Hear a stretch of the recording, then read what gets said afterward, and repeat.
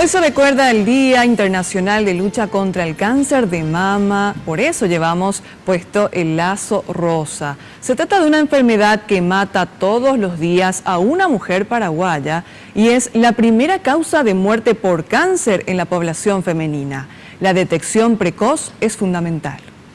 Tienen miedo a saber el resultado del estudio. Muchas incluso se hacen el estudio, pero no llevan posteriormente a sus clínicos para no saber el resultado. Con globos rosas lanzados al cielo se busca concienciar la importancia del autoexamen en los pechos, que puede ayudarnos a detectar algunas señales.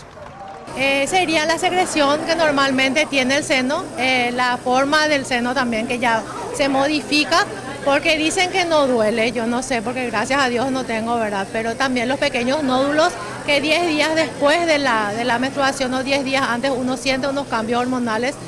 El cáncer de mama es el cáncer más común entre las mujeres. El 90% de los casos detectados a tiempo son tratables. Presten atención a cuáles son los factores que podrían dar origen a la enfermedad. Hay mujeres que tienen antecedentes familiares de cáncer de mama, de su hermana, de su abuela, de su mamá. Hay mujeres que no dieron de amamantar o no tuvieron hijos. Aquellas mujeres que son obesas, diabéticas y las fumadoras también deben de tener especial cuidado. En el país, el año pasado murieron 368 mujeres por este mal, por lo que estadísticamente una es víctima por día. Los varones no están exentos de padecerla. De cada 100, uno se enferma de este tipo de cáncer. Se recomiendan los chequeos entre los 20 y 30 años de edad.